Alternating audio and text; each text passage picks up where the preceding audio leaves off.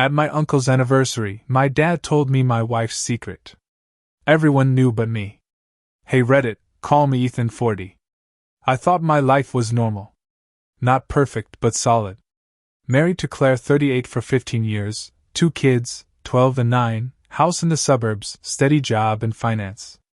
We weren't glamorous, but we had stability. Or so I thought. A few months ago, we went to my Uncle Jack's 50th wedding anniversary. Big family event, rented hall, dancing, endless drinks. Everyone was celebrating this picture of lifelong love. I remember looking at Jack and his wife dancing and thinking, that'll be me and Claire one day. But that night my whole world cracked. My dad, 62M, got hammered and pulled me aside. He smelled like whiskey, his tie was undone, and with watery eyes he said, "Son, I need to tell you something. I'm ashamed. Your mother and we've known for a long time Claire's cheating on you. We stayed quiet. We thought it was best for the kids. We didn't want to ruin your marriage." I laughed at first. I thought it was drunk rambling. But the way he looked at me, ashamed, almost begging for forgiveness, it hit different. My stomach dropped. My parents knew. They'd been silent while my wife betrayed me? I sat there at a celebration of love, surrounded by family, while realizing my own marriage was already dead, and everyone but me had known it. That was the night I stopped being a husband in denial and started becoming a man who needed the truth. After my dad's drunken confession, I couldn't shake it.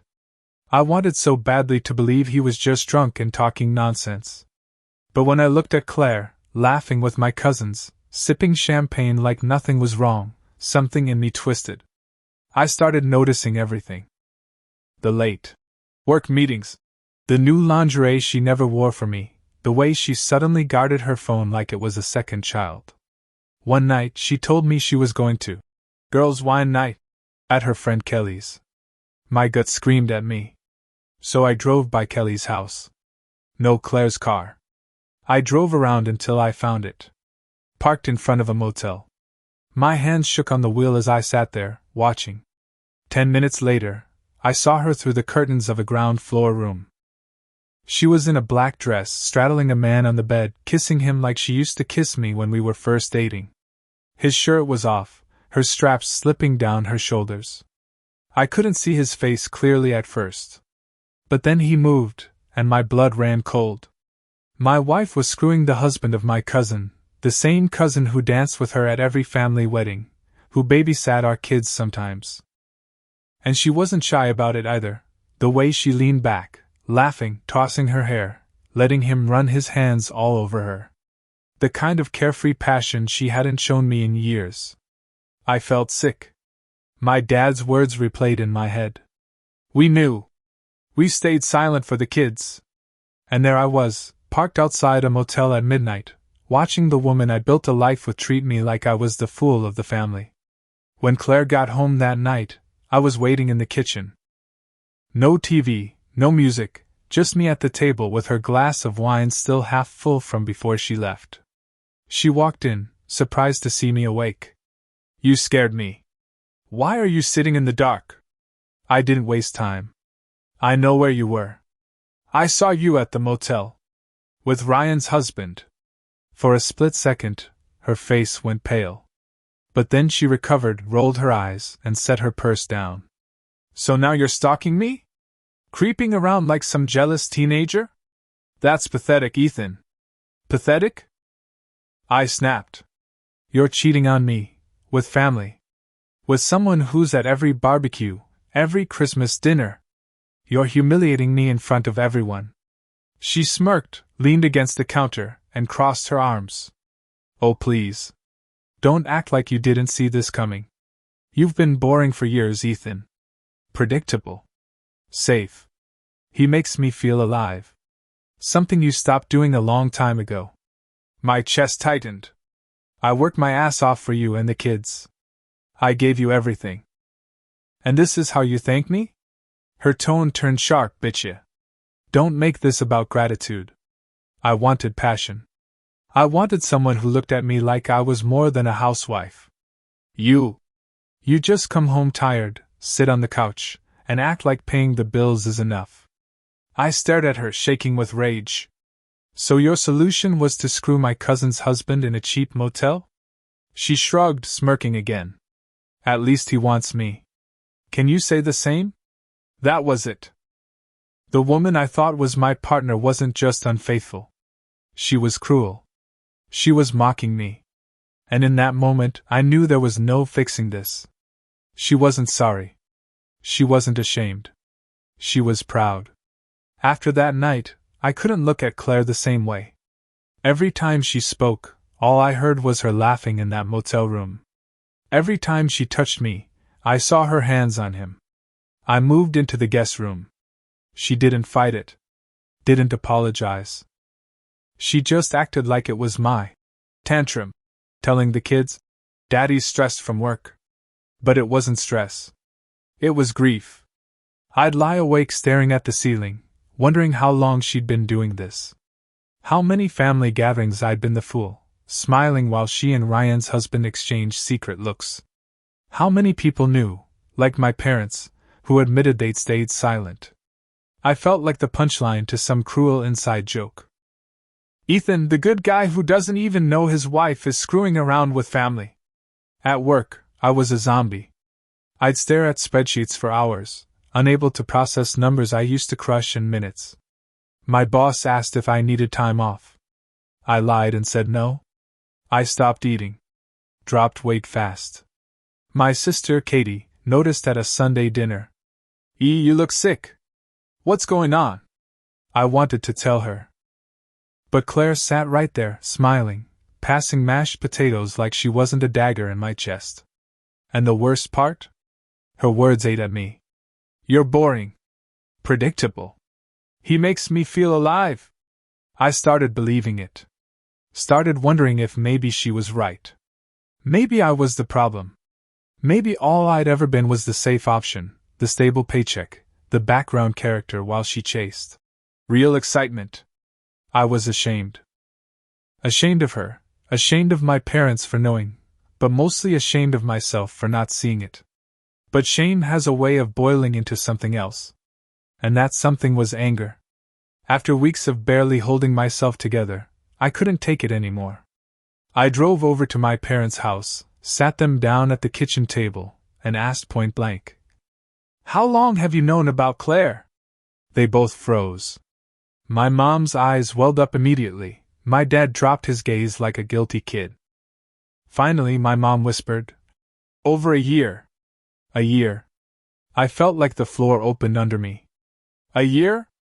You let me kiss her, sleep next to her, bring her to family dinners, knowing she was cheating?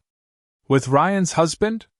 My dad rubbed his temples and muttered, "We thought it was best to keep quiet, son. We didn't want to destroy your marriage. We thought, for the kids, maybe it was better this way." I slammed my fist on the table so hard the mugs rattled. Better for who? For me? For the kids, who were living in a lie. Or better for you too, so you didn't have to deal with the fallout? My mom reached for my hand, crying, "Ethan, please understand, we didn't want you to lose your family." I yanked my hand away. I didn't lose my family. She destroyed it. And you knew. You both knew. And you let me live like a fool while everyone else whispered behind my back. My dad muttered something about not wanting to meddle, but I was too far gone. I stood up, shaking with rage. You weren't protecting me. You were protecting yourselves from uncomfortable truths. You betrayed me almost as much as she did. And I walked out. That was the night I realized my marriage wasn't the only relationship rotting from lies. Even my parents had failed me. After confronting my parents, I needed certainty. I didn't want just drunken confessions and motel windows burned into my memory. I wanted proof. So I started digging. Claire had gotten sloppy. Maybe she thought I was too broken to notice. Maybe she thought I'd never dare touch her phone. But one night, while she was in the shower, I grabbed it. My hands were shaking so hard I almost dropped it. And there it was. Texts with Ryan's husband going back months. "He's out late again. Come over, I'm waiting in the shower." You have no idea how much better you make me feel than him. Don't worry, Ethan's clueless. He'll never find out. I scrolled further. Pictures, lingerie shots, hotel selfies. One of them together in the driver's seat of her car, her lips pressed to his cheek.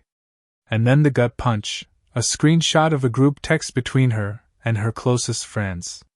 Claire bragging about how safe I was, how she could sneak around without worrying because I'd never suspect. She actually wrote, "Ethan's too busy being boring.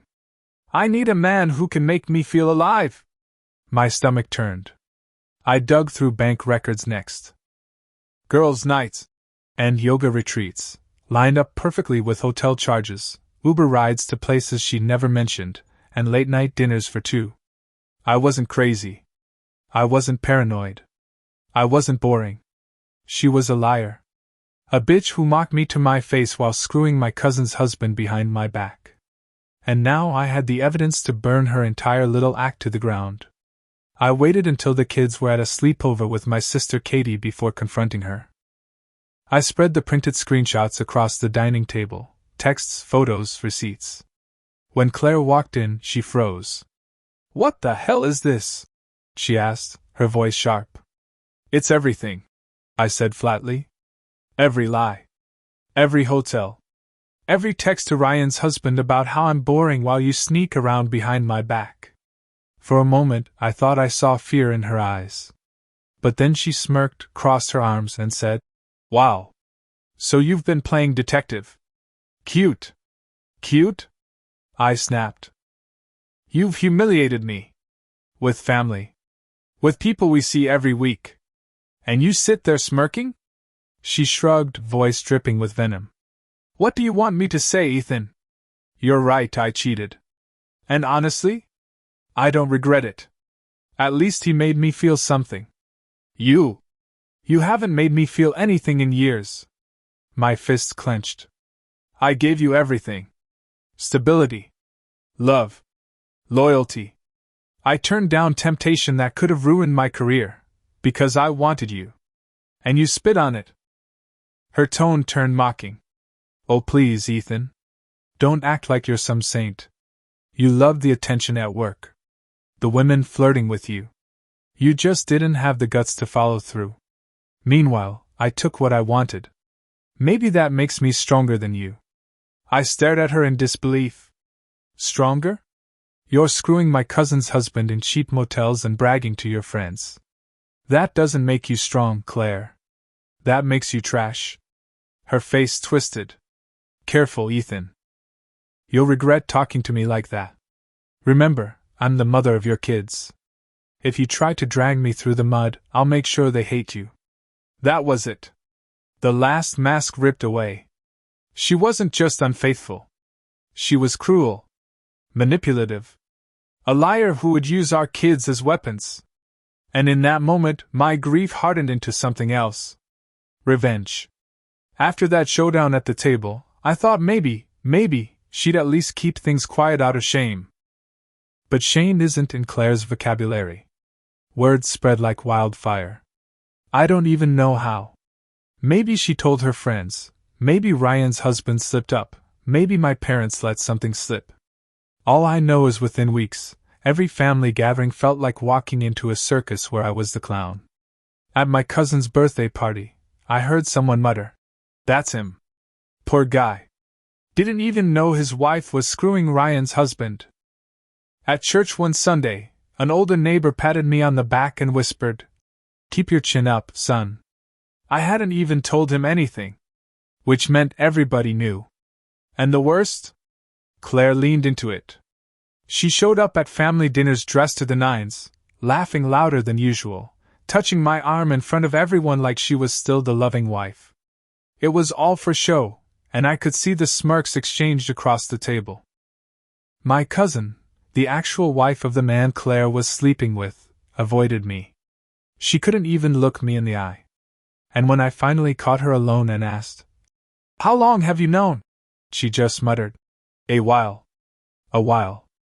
So not only was I betrayed by my wife, but half my family had been complicit, smiling at me while laughing behind my back. I became that guy. The fool. The husband who couldn't keep his wife. The man who everyone pitied but no one respected. Every smirk, every whispered conversation, every sideways glance was gasoline on the fire building inside me. Claire thought she was clever, thought she had me cornered with humiliation. But what she didn't realize was that every laugh at my expense was sharpening me. And I was getting ready to turn the joke back on her. Those months nearly killed me. I'd wake up every day already exhausted, like I'd fought a war in my sleep. Food didn't taste like anything. I dropped nearly 25 pounds, which on my frame made me look gaunt and sick. My coworkers noticed, but I brushed it off as stress. At night I'd sit in the dark living room, a glass of whiskey in my hand, replaying everything Claire said to me. "You're boring. At least he makes me feel alive. Maybe I'm stronger than you." I started believing it. Started wondering if maybe she was right. Maybe I was boring. Maybe I really had failed as a husband. The whispers at family events haunted me. I felt like everyone saw me as less of a man. My wife humiliating me with my cousin's husband, and me staying. What kind of man does that make me? One night, I actually smashed my fist into the bathroom mirror. Stared at the blood dripping down my knuckles and didn't feel a thing. Just numb. It was my sister Katie who pulled me back. She came over one night, found me on the couch with empty bottles around me. She sat down, took my hand, and said, You've always been the strong one in this family. Don't let her rewrite who you are. She broke her vows, not you. Don't let her take your dignity too." Her words hit me like a brick. Because that's what Claire wanted, for me to stay broken, ashamed, and silent while she paraded around like she'd won. That was the night something shifted. I realized I had two choices: let Claire bury me in humiliation, or get up and make her choke on her own lies. And I was done being her punchline. That night after Katie left, I sat in the quiet house, staring at the mess my life had become. And for the first time in months, I didn't feel numb. I felt something sharper. Rage. Not the wild, drunken kind that makes you throw things. No, this was different. This was cold, focused, razor sharp. Claire thought she'd reduce me to nothing. She strutted around with smug little smirks, thinking I was too weak, too boring, to ever do anything about it. My parents had covered for her. My family had whispered behind my back. And I'd been left to rot in silence. But silence wasn't protecting me anymore. It was killing me. So I started collecting. Every text, every photo, every receipt, I copied them all. I made backups on a USB drive, emailed myself the files, even printed hard copies. I reached out quietly to neighbors who had seen Ryan's husband's car in my driveway when I was away. They confirmed it. Wrote statements for me. Piece by piece, I was building a case, not just for a divorce, but for something bigger. Exposure. Because Claire didn't just betray me. She humiliated me. She turned me into the family fool. And if she wanted a joke, I was going to make her the punchline. The opportunity came faster than I thought. A family reunion my uncle was hosting at his big farmhouse. Everyone would be there: cousins, aunts, uncles, even Ryan and his wife. Claire was excited. She told me, "Don't sulk at this one, Ethan. I want people to see we're still solid." She had no idea. I smiled and told her, "Of course, honey. We'll show them everything." And we would. Once Claire mentioned the reunion, I knew it was the stage I'd been waiting for. For months, I'd been sitting on proof, screenshots, photos, bank statements, neighbor testimonies. Enough to destroy the fake little image Claire thought she had left. And now, she was about to walk willingly into her own execution. I prepared carefully. I printed a binder of texts, organized by date.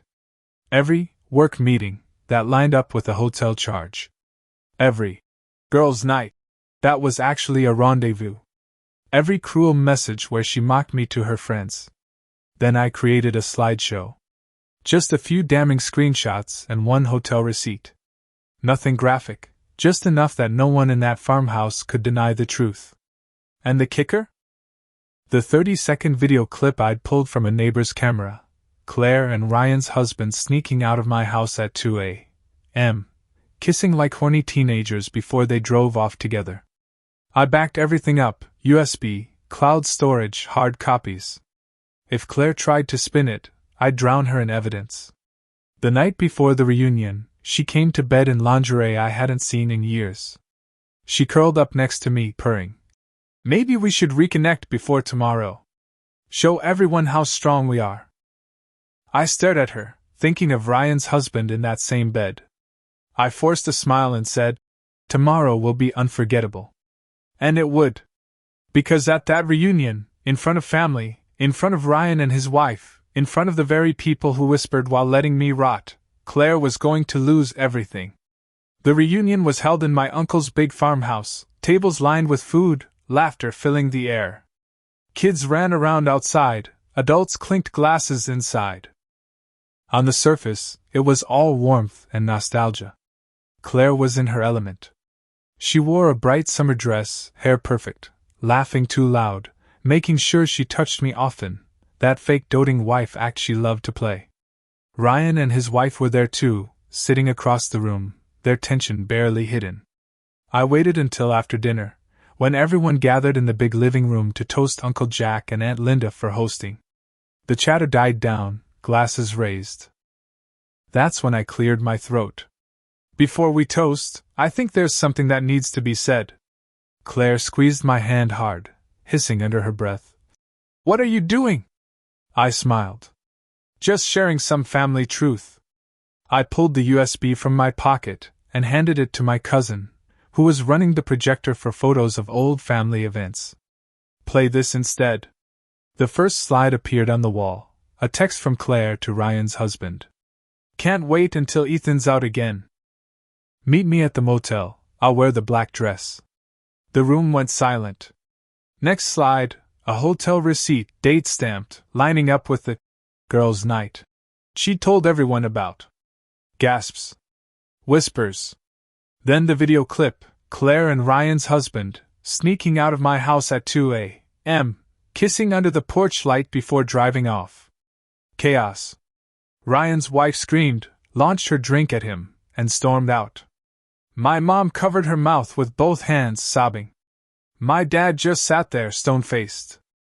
Claire stood, shrieking. This is taken out of context. He's trying to ruin me. I leaned into the silence and said, No, Claire. You ruined yourself. And the only thing I regret is that I let everyone keep treating me like the fool while you laughed behind my back. For the first time, the whispers weren't about me. They were about her. And I walked out of that farmhouse feeling 10 feet tall. The days after the reunion were like watching a slow-motion car crash, except I wasn't the one behind the wheel anymore. Ryan's wife filed for divorce immediately. She posted a long, scathing message on Facebook about betrayal and humiliation, tagging Claire by name. It spread like wildfire through the family, the neighborhood, even the church. Suddenly everyone knew what Claire had been hiding behind her fake smile. At the club, cousins and uncles who once whispered behind my back stopped making eye contact with her. One had even told her flat out, You disgust me. You had a good husband and you spat on him. Claire tried to spin it. She called family members, sobbing into the phone. Ethan set me up. He twisted everything. He wanted to humiliate me. But no one was buying it. The video clip was too clear. The text too damning. The receipts too exact.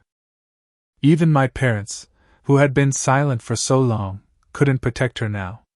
My mom called me crying. We should have spoken sooner.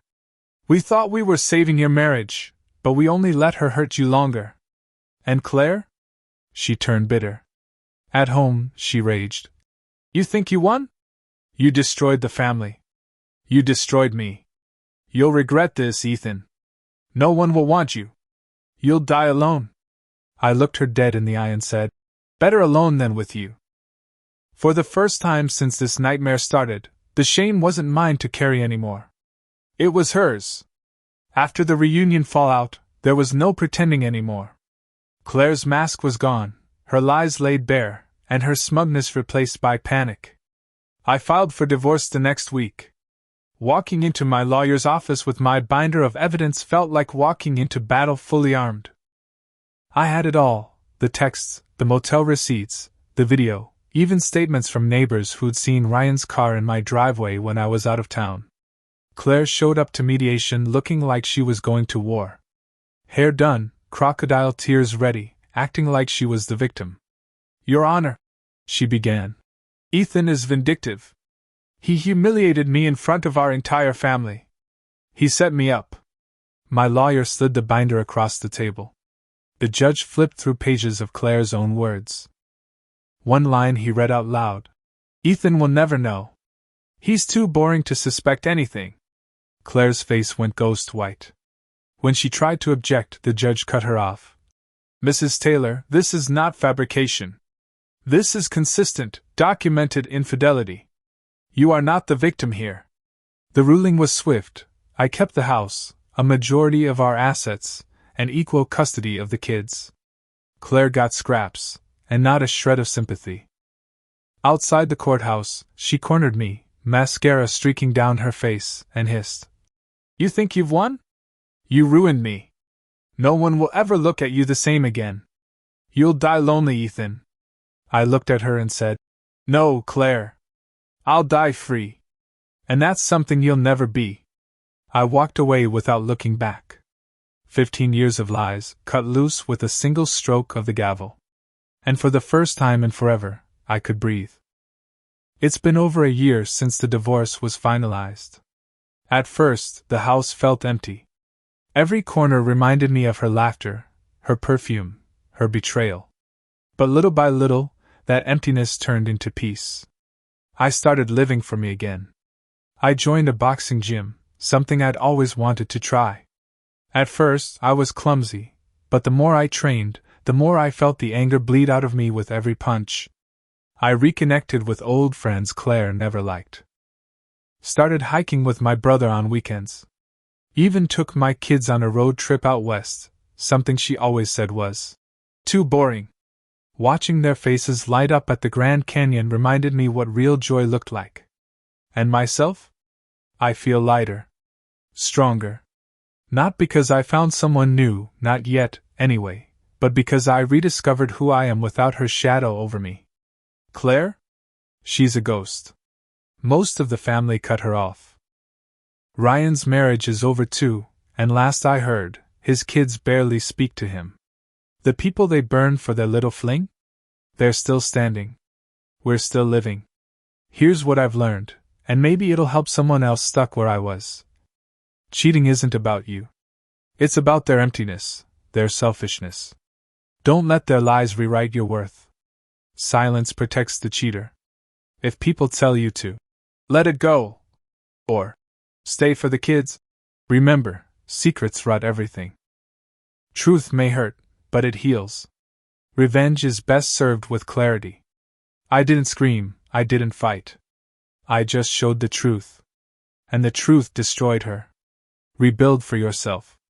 Pick up the hobbies, the trips, the people you lost. The life you build afterward is the real victory. Claire thought she turned me into a fool. But all she did was free me from a life built on lies. And I'll never trade this freedom for anything again. I have many other stories. Go to my channel, subscribe so you don't lose us. Give me a thumbs up.